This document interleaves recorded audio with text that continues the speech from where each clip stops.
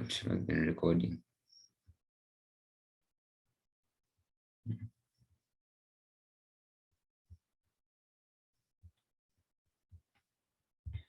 Almost forgetting to share screen again.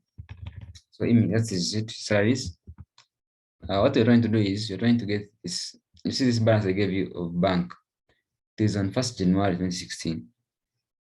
We are interested in the bank balance of 31st January 2016 because that becomes the opening of Feb. Okay, not this one. This one is opening of January. So we're adjusting for it. Make sure that you get the closing of January. So the other expense is Yaka. It's 140,000. Then we have interest payments. So it's a payment still expenses of 20,000. Then we have bank loan.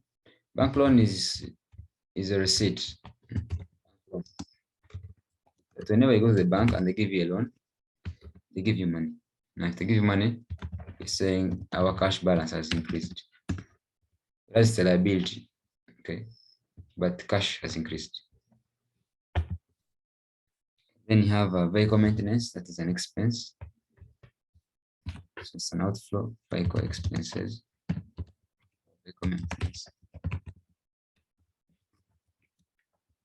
Expenditure, so you put the way it is, 600,000. Then you have acquisition of a bank loan, sort of a motor vehicle, acquisition of a fixed asset, motor vehicle. It's still an expenditure, although it's capital expenditure, 12 million.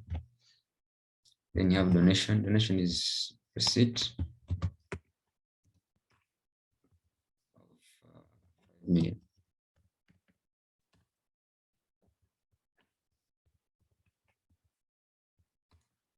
Okay, so what I get is now I try to get the closing balance.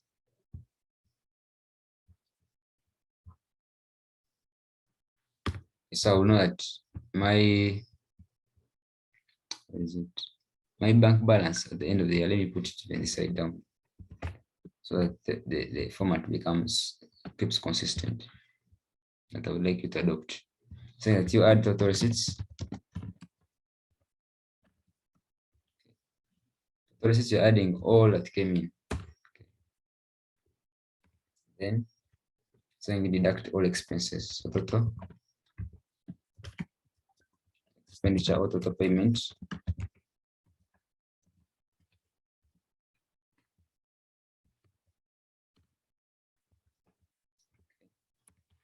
We know that usually be interested in, is there a surplus or a deficit?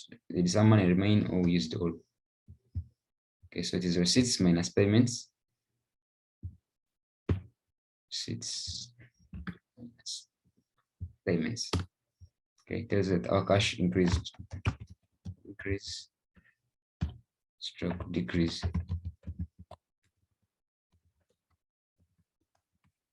Cash equivalents. Okay, then I have told you now you add this. Let me just put a line.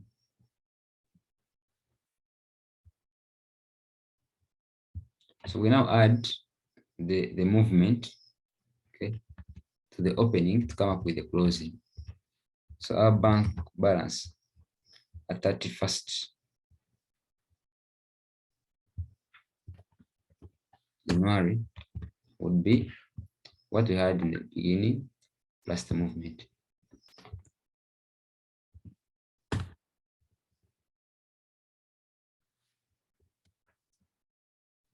So why are we getting this figure is because we're interested in the opening balance of Feb. Okay, now this one here becomes the opening balance of Feb. And when you come to your working, you're sure that at the end of the day, what I expect is my working. Yeah, receipts are projected. I'm saying that my cash and cash equivalents at the beginning of Feb is supposed to be the cash and cash equivalent at the end of January, which is 54. 15, sorry. Okay. I hope we're together there. So we continue. Then you have subscription. So all these items were taken in this working. So I will not refer to this again. I'll just use what I have the other side when I was trying to get the closing balance of January. So when I come this side, so we're saying that under revenues alone, you have subscription, and we say that all revenues are increasing by 15%. So I've already shown you the shortcut and the long cut. So I'll just stick to the shortcut. So I'll come to my subscription. Okay, let's say subscription. Subscription is 1.15 times 4M. Okay, that will be in Feb. So in March, it will be the Feb amount times 1.15. And like that, like that, like that. Okay, then I continue. Next incomes, we have bank loan. Now for bank loan, of course, usually it's a one-off. You don't expect to get loans every month. So for bank loan, it's only once. So we don't have, it's not going to appear in our workings. Yeah, it's a bank loan. So don't include it there. Otherwise, it will be ridiculous. That the NGO always gets a loan every month. And how do they pay it back? Okay, so for the bank loan to not survive, to not see light in Feb. Okay, but what can see light there is donations. Donations may remain constant. They're increasing by 5M. So you come and you say donations increasing by 5M.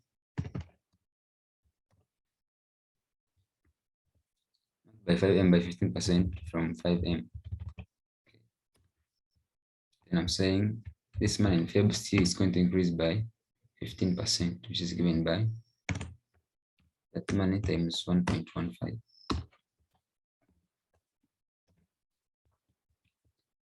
Okay. And then so you're done with your receipts. You add them together to give you total receipts.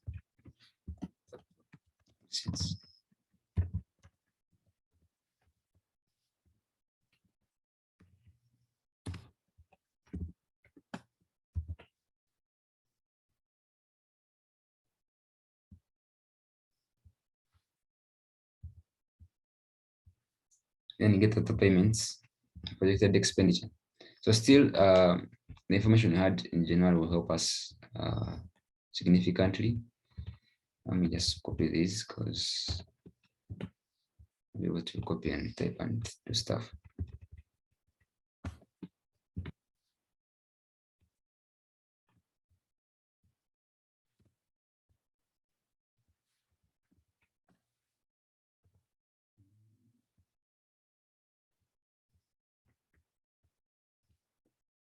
So I'm just going to copy and paste them. 7.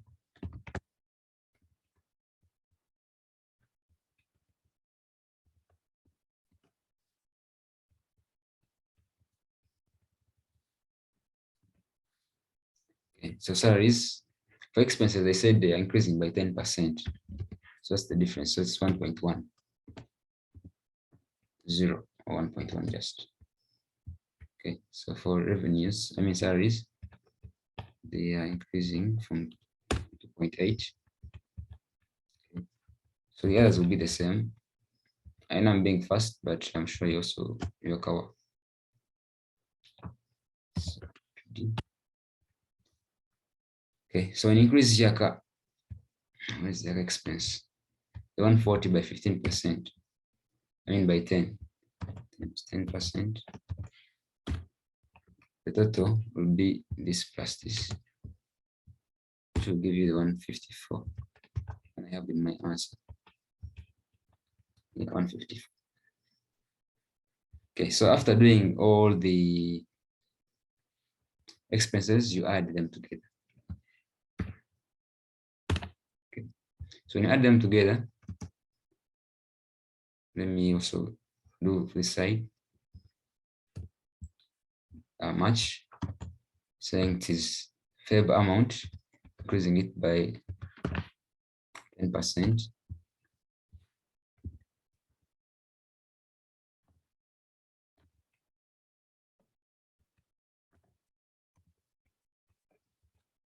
Okay. Then spread it around. It's Excel, guys, just bear with me.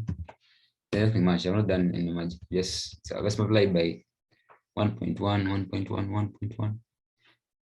Okay, so you end up with this. Now saying get the movement, get the increase or decrease. Saying it is equal to the total receipts minus total payments.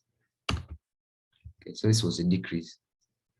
Now to get the cash and cash equivalent at the end of Feb, you get to the opening balance, which was the closing of January, and then you add this decrease here. What happened in Feb?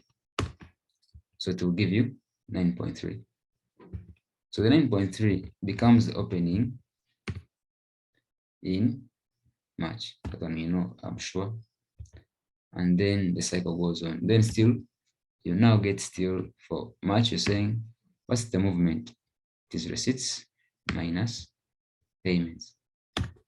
It's still a deficit. That's not a problem.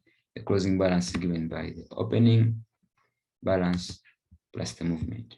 Okay, so when you do that for the rest of the months, you know, it's something like that.